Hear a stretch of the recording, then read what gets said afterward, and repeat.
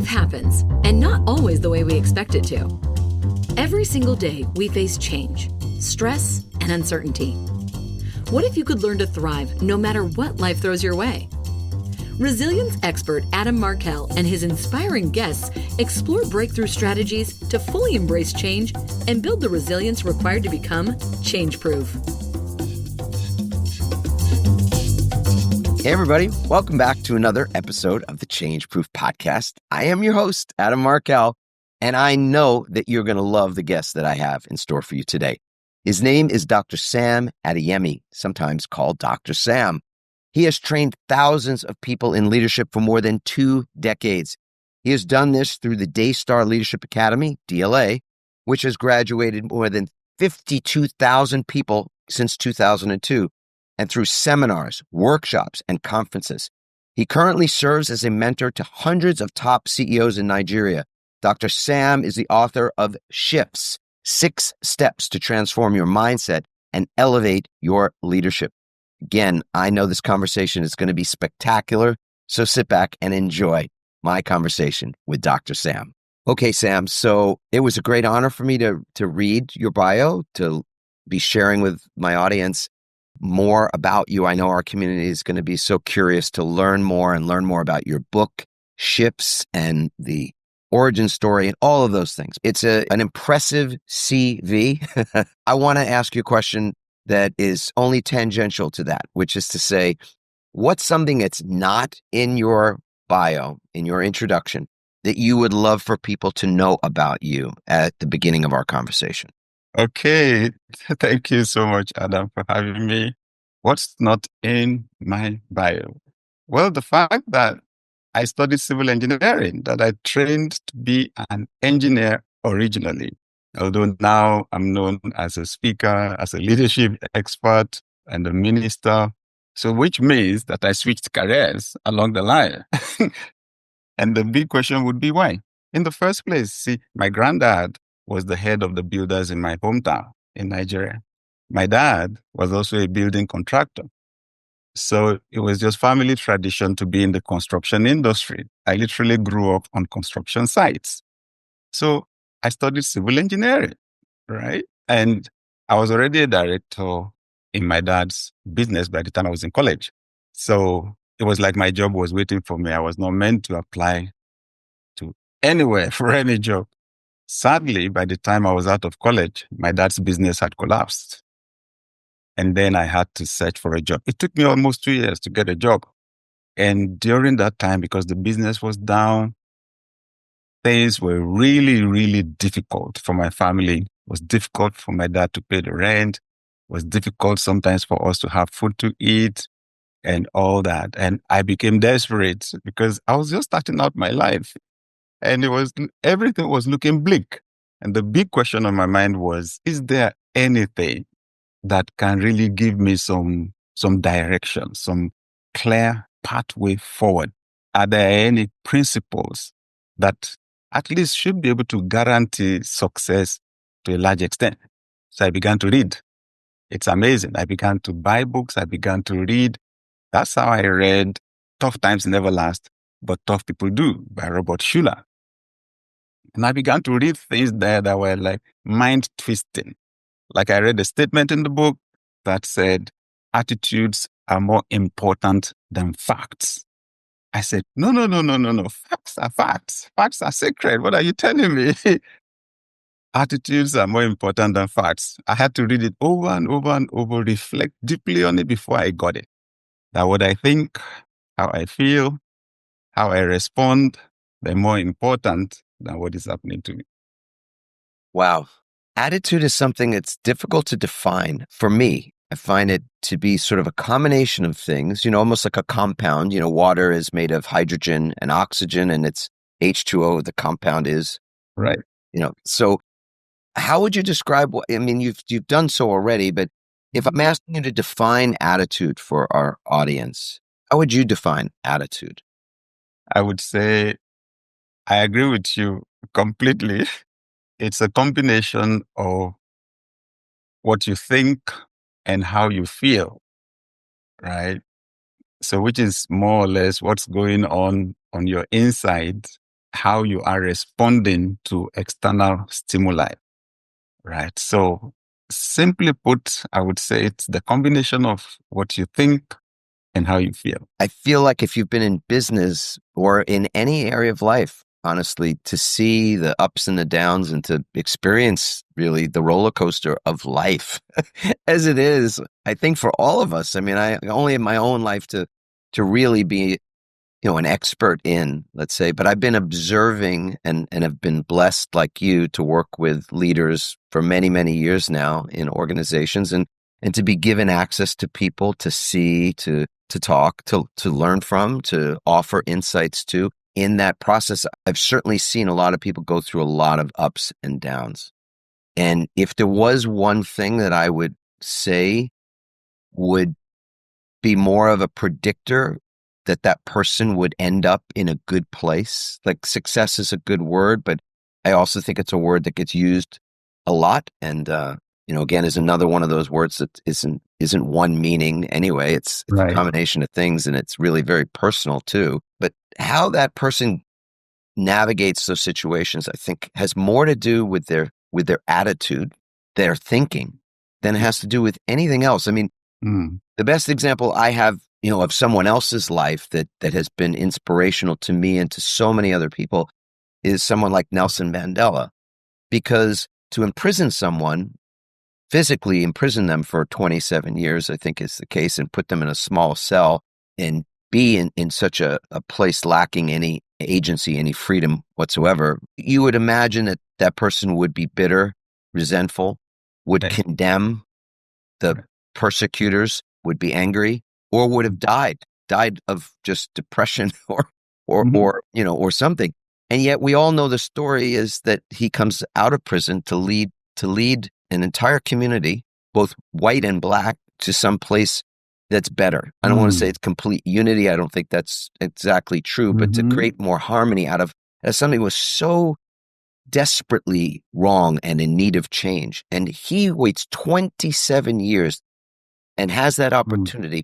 Is that not, like, through those 27 years in prison, what would have been more important to him than his attitude, than his thinking? Exactly. You agree? Yeah. Absolutely. Absolutely. I read a statement, a quote many years ago by Eleanor Roosevelt, wife of a former US president. And she said, it is not the things that happen to us that hurt us. It is how we respond that hurts us. That power of response, I read about it in The 7 Habits of Highly Effective People, right, by Stephen R. Covey. And he broke responsibility into 2 words, responsibility. And he said, most people don't use that power to respond. It's like, I slap you, you slap me back. And then they ask you, why did you slap him? And you say, oh, because he slapped me. And he said, that's not exactly true. Between the time something happened to you and when you responded, he said, there's that fraction of a second when you have the power to choose. You have the power to choose how to respond. But he said, most people don't use that ability. I think that's where the attitude comes in. So like you said, attitude is a big predictor, of how a person would end up because they don't act other people's scripts. If once someone does not use that power to respond, then they'll be acting scripts written for them by other people. But once you expand that capacity to respond, how you think, how you feel, then you just find out there's better control, there's better direction in your life, and you're more able to achieve the outcomes that you desire. So attitude is, for Nelson Mandela, that's a classic example of a man who, although he was oppressed, he was in a difficult place on the outside, but on his inside, he was in a different place altogether. He was a free man, right? He was a free man, right, Sam? I mean, it's the one freedom that we all have that no one can take from us, is how we think. Absolutely true. There's a way I describe attitude. I use the illustration of the sailboat, right? And I say to people, when you look at that sailboat, no engine to power it, it's the wind that moves it. You only have the sail. It's the wind. And I say, you've got to accept something about the wind. You have no control over it. You have no control over the speed or the direction of the wind. And I say, that's life. You have to accept that there are things beyond your control. In fact, most things in this life are beyond your control. The weather is beyond your control. The economy is beyond your control, right? Your governor or president is beyond your control. Other people's opinions, especially, are beyond your control. And when you focus on them, if you focus more of your energy and attention on them, I say that's like signing an agreement with frustration. It's predictable, right? You're going to feel powerless, feel helpless. So I say you look again at that sailboat and you realize it's not everything that is beyond your control. That sail is within your control. And when you turn it at the right angle, the wind that you cannot control actually takes you to where you want to go. It's amazing, right? So I encourage, therefore, that we focus on the things we can control. And we find out the things we can control are inside us, our thoughts, our emotions, like we say. Mm. This is almost, I think it's a great lead in to the part of the work that you do in the world, and that I and our company Workwell does as well, is to meet organizations in their place of need. And what is consistently a place of need, as you know, in that workplace, is great management. Not mediocre management, but really great management. And often the people that are not in management roles will be unhappy or be not productive or disengaged, or lots of words to describe it. And if asked, and when asked why that is, they will point to their manager as the reason, because that person is not supporting them, doesn't believe in them, is outwardly trying to sabotage them, and every other thing you can imagine. And it's not maybe the topic for today, but it's ironic that middle level management arena is under-resourced often within an organization. It's the last place often that resources are directed. You get plenty of money toward senior level and higher level, leadership, training, et cetera, et cetera. But that middle area filled with high performers, people that were great at the roles that they were in, and then they're given this promotion to supervise or manage other people, but with very little experience truly in doing that and training to do it. So I want to ask this question to you about both the book that you've written, but really at the moment, the point we're discussing around that moment, what you were saying about that moment, even that split second for the opportunity to make better decisions when it comes to how you respond to people and what emotional intelligence there is or isn't in that moment. I want to get a sense from the standpoint of that manager. What's your take as to what could change there? What could really be pivotal and improve that relationship? Because this is across the board in so many companies that we hear this, that's the weak link in the chain. And I know you hear it as well. So in your role currently, what advice do you give in that area? What insights or thoughts do you have as to what could be improved? Oh, thank you, Adam. So the big picture for me is culture, that senior management or the leadership needs to pay attention to the culture, right? The way we do things that has evolved over time in the process of responding to different situations and circumstances. Culture is to a group of people what habits are to individuals. You do something repeatedly, after some time, your conscious mind pushes it down to your subconscious mind, just so that the conscious mind can focus on fresh problems. But once it gets to that subconscious level, it's automated, right? So when leaders don't pay attention to the culture, then things are in a flux. And usually it's that middle level that actually suffers because there isn't intentionality in communicating the vision clearly so people know why we're doing what we're doing. People then begin to pull in different directions. There isn't the communication of the values, the standards, the principles that guide decision making and behavior in the organization. Again, because there's a lot of movement in that middle level, some people are moving into upper management. You have some others coming from ground floor into that middle management. So things are in a state of flux. If you wait 2-3 years, maybe half of the people at that middle level are actually new to that level, right? So you'll be working on the assumption that people know what they're supposed to do, yet people are actually not sure of what to do. So it was in response to that issue of culture. That's why I wrote my book. I came to the conclusion that any leader that cannot shift people's mindsets and values and behavior cannot create sustainable change. Right. So my focus then was on how to shift people's minds, how to shape values, right? How to shift behavior so it is consistent across board. So SHIFT is an acronym that stands for see, hear, insight, formulate, transform, and succeed. The basic principle that the methodology rests on is whatever you see and hear consistently over time will enter your heart. Whatever you see and hear consistently over time will go into the subconscious. And once it goes in there, it takes on a life of its own, so to speak. It makes your decisions for you. You would think that you're being rational in making your decisions, but it's actually that programming that makes the decisions for us.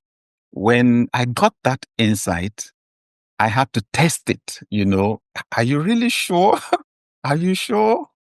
And then I just realized it makes the media industry so powerful.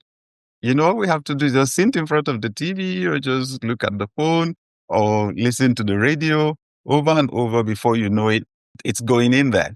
The advertising industry is so powerful. If advertising didn't work, we would not spend billions of dollars, right? Advertising. And we just need to roll those adverts over and over and over, and people don't know they're going in there. That's what makes movies powerful, right?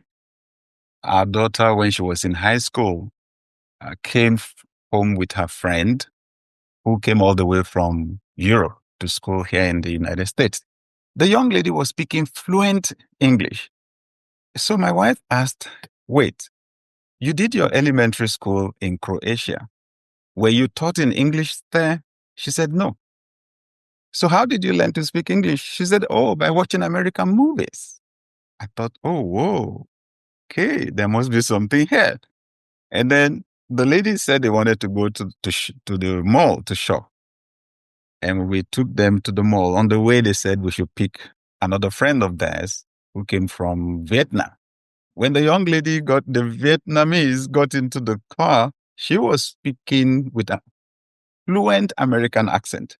So my wife asked, were you taught in English in your country? She also said, no. I learned English by watching American movies. That day for me was a big revelation. It was like, oh, so this is really true. This principle really, really works. That these young people would actually learn to speak English just by watching movies. Okay. It's the reason why the educational system is so powerful. What do we do in school? We go in, attend the classes, we see, we hear every day, right? And we're being programmed, gradually every single day. So that's the basic principle. Whatever you see and hear will enter your heart. The I stands for insight. I'm encouraging deep reflection on those things that you hear and see, deep reflection, because then you'll begin to make connections. Your mind will begin to make connections between cause and effect. You'll begin to recognize patterns and then understand, oh, wow, okay, This person did this and got that result. I want to get the same result. I've not been doing the same thing. Okay. Instead of doing this, I'm going to do that. That takes us to the F, which is formulate. That's where you make decisions. Instead of doing this, I will do that. And then we move on to transform, which is where you act on those decisions. And that's where you cultivate new habits. And then the S is success.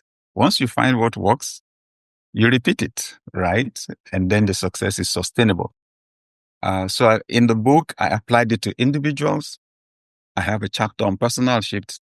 I have one on professional shifts because I actually then, once it worked for me, I'll tell you, I really tested it to the extent of cutting pages off magazines and sticking them on the wall in my bedroom, printing pages of the internet, sticking them on the wall in my bedroom, writing goals on plain sheets of paper, sticking them on the wall in my bedroom, writing checks to myself, right? I'll take my checkbook, I write my name on the check, right? And then I would write a figure I had never gotten before and stick it on the wall. And gradually I saw those things happen. I went through the whole process. At a subconscious level, those new goals were shaping my thoughts, shaping the kind of books I read, shaping the kind of people I associated with. My thinking was changing, shaping my decision making, the choices that I made. And gradually I saw those goals come to pass in my life, right? I then applied the same thing to our staff in our office. I had to be intentional about what they were seeing and hearing, right? The training had to be intentional. I had to repeat the vision over and over and over and over. And every opportunity that I have, I repeat our vision. I repeat the values. I talk about the values. I use stories to illustrate the values. I model the values. And then, in fact, the training included in traveling internationally, because I found out that when I traveled, what I would see and hear was also shaping my thinking. Then I encourage, you've got to go on vacation with your family. You've got to travel. You've got to see new things. Okay. So this is my strong encouragement to organizational leaders. We've got to be intentional about shaping people's mindsets, right, within the organization. And sometimes the unique culture you want to create in your organization is different from the culture outside your organization. So I say you've got to treat your staff as cultural migrants because they're busy moving between two cultures. So you've got to be really, really intentional just so you can achieve your own goals. I think this is important so that it's not even only now at middle management, but there's a consistent understanding at all levels in the organization about why we're here and the best way to go about achieving it. That's what was coming up for me as I was listening to you describe that you would really need to get the buy-in of the most senior people in the organization. I don't want to say just the CEO, but for sure, that kind of shift or the shifts that is both the title of the book and its methodology. I can't imagine that being accessed well if you didn't have the buy-in of whoever the top decision makers are. Absolutely. You're very right on that. Change is not sustainable until the people at the highest level actually buy into it and actually stay at the forefront of it. I used to be the manager in an organization and I was reading books. I asked myself, what's the highest level I could get to in this organization? Okay, I need to begin to prepare for that level. So I was reading books that a CEO would read and I was getting ideas. And I would give those ideas to my boss. He would say, that sounds good, but nothing was changing. And then there was a time my boss traveled and I had the opportunity to change some things. I changed quite a number of things radically while he was away. And then when he got back, it was only a matter of weeks. Everything went back to where they were before. Yes. I think you've made an imprint for me, and I know anybody that's been listening to this has really tracked it as well, that what we see and what we hear, again, have this really strong influence on us. And I want to remind people to remember the example of the two people that you referred to who learned English simply by watching, listening to, and seeing American movies. Because I think we may take for granted, leaders may take for granted the degree to which people are within that organization are being programmed by what they see and what they hear. And often I think what can happen is, we set about these values, these goals, these initiatives, these things that we call our mission and our vision, and all of that is great. And we put them into writing and we put them in a plaque and put it in the break room and whatnot. And it's in the employee handbook. And yet there isn't a redundancy, if you will, to the messaging, to what people see and hear in that regard.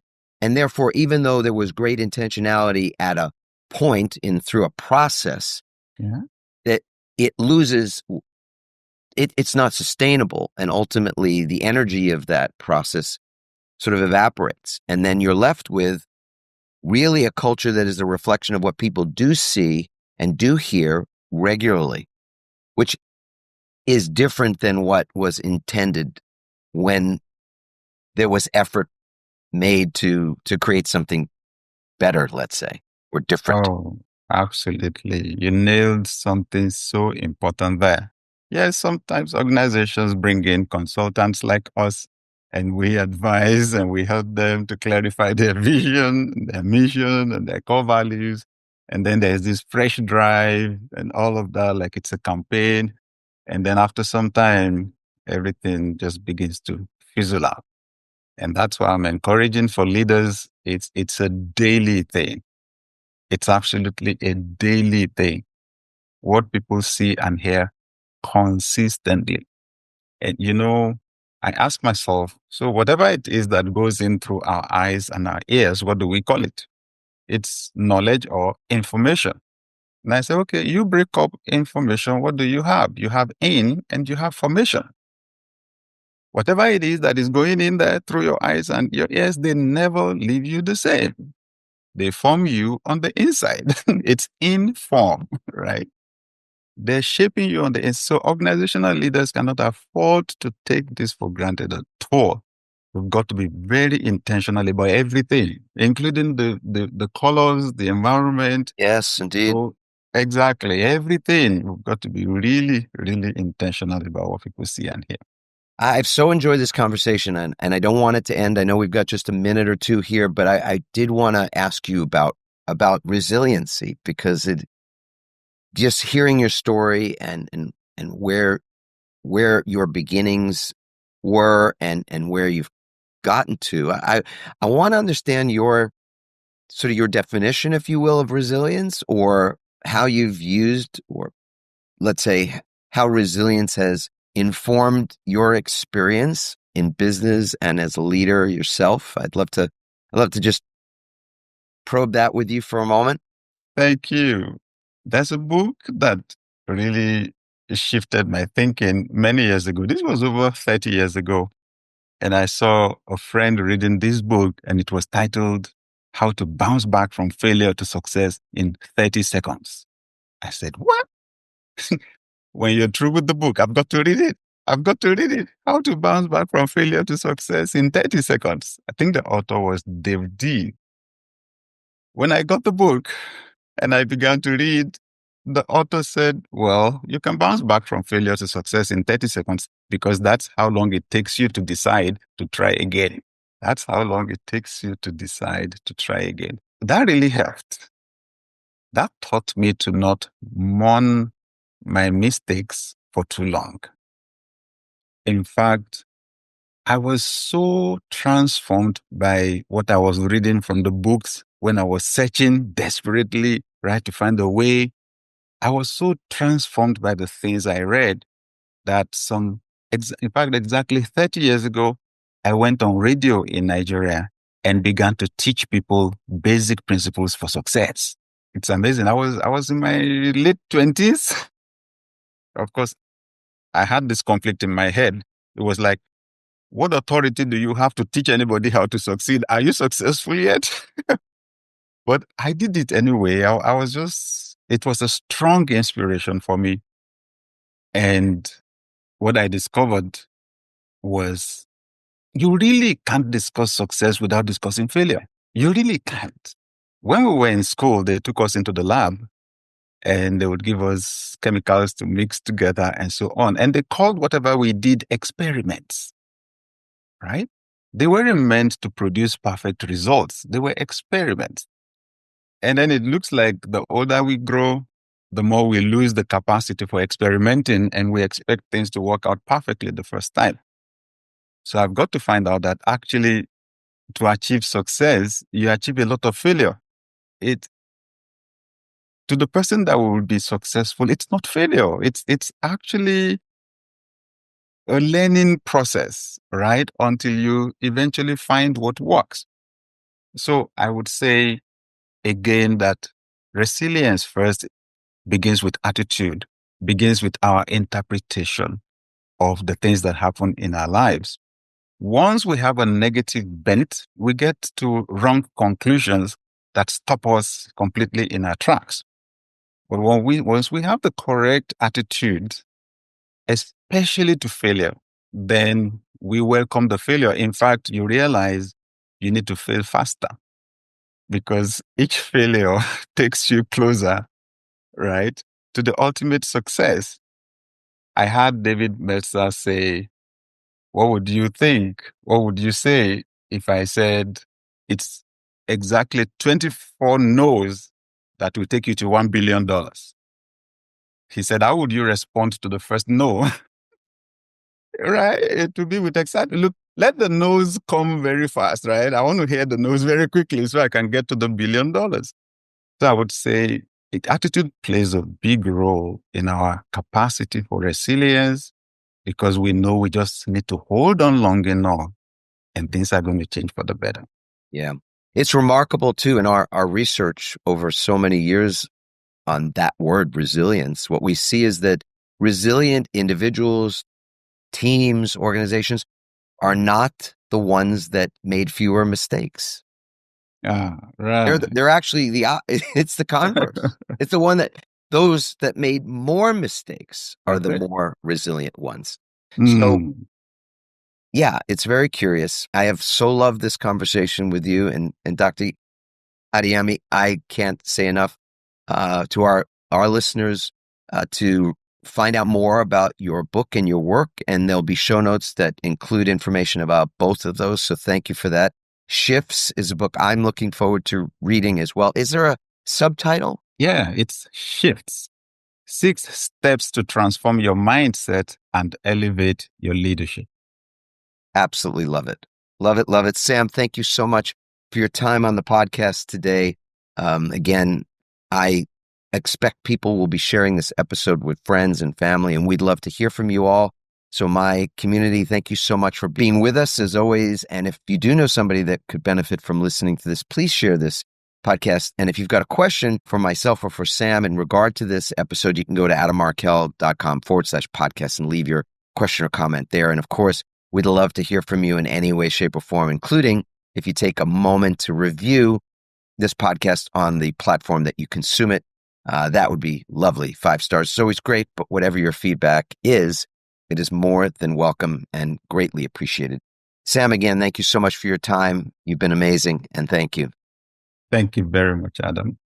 I truly loved having that conversation with Dr. Sam. As you can hear, a very thoughtful person, extremely intelligent, big heart, and just a good human. I mean, it really is so obvious that I think it was Emerson that said something along the lines of, I can't hear a word you say because who you are is so obvious. It tells the whole story. And so I was taking mental notes and writing and scribbling notes as well as I was listening to Dr. Sam share his thoughts. And one of the things that really resonated with me and bears, I think, repeating here is how important it is the things that we see and that we hear. If we are wanting to create culture, which anyone that is in business, either for themselves or working in a business in some role of leadership, is really concerned about that, and if not, ought to be. but we're creating culture in every area of our lives. So in our roles as parents, as siblings, as friends, as community members, culture is vitally important. And what I was hearing from Dr. Sam is that the things that we see and that we hear ultimately become a part of our subconscious. They become a part of our heart consciousness. And we then act from that place. Our attitude is a reflection of that.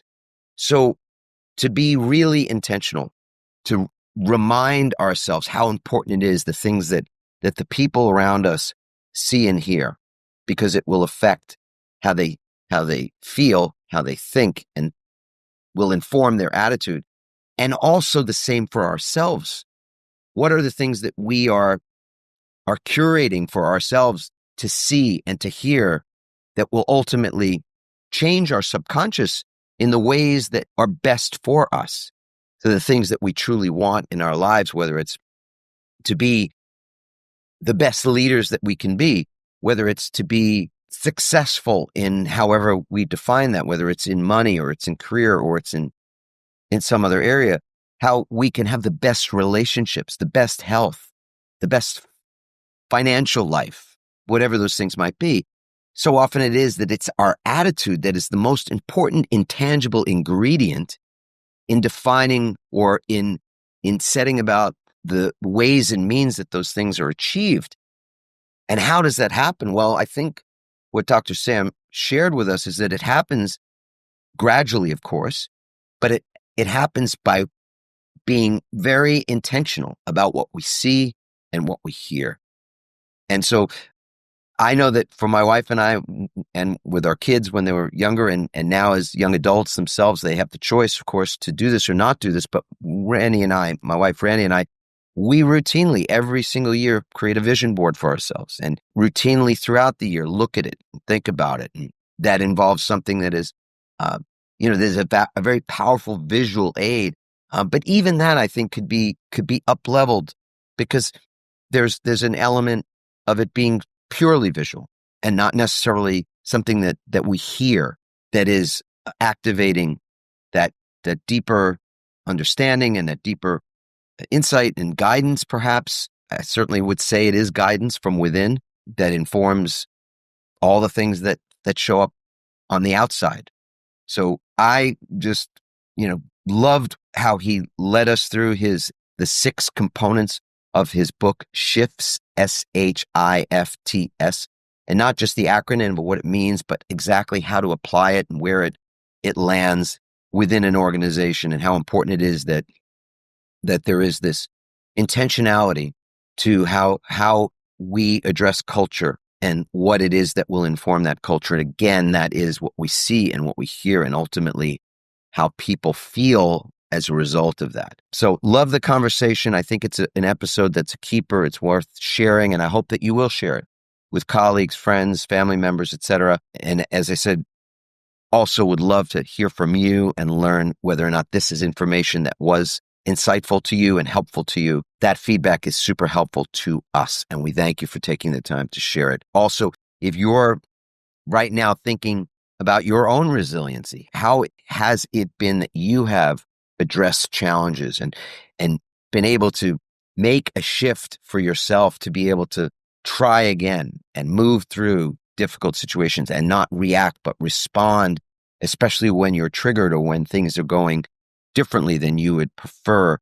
I think how we are able to show up best in those situations is the reflection of our resilience. If you want to find out where you are feeling that right now, what's a snapshot of your resiliency in this moment, mentally, emotionally, physically, and even spiritually speaking, you can go to rankmyresilience.com, and absolutely free. And 3 minutes is all it takes, and you'll get your own confidential report as a snapshot. If you've taken the resilience assessment in the past, it might be really cool to see what changes have occurred since the last time that you took those 3 minutes to answer those 16 questions and find out just where you are at. For now, anyway, I would just once again thank you for being a part of this community. It is a blessing, and we thank you for everything that you are and everything that you are adding to the world that we all live in and share. Thanks again. and ciao for now. Thanks for listening. We hope you now have even more tools and greater insights to build resilience and become change-proof. Remember to leave a review on Apple Podcasts, and you may be featured in an upcoming episode. For more resilience tips and strategies, including support for building change-proof teams, visit adammarkel.com. To get your own free resilience assessment, go to rankmyresilience.com.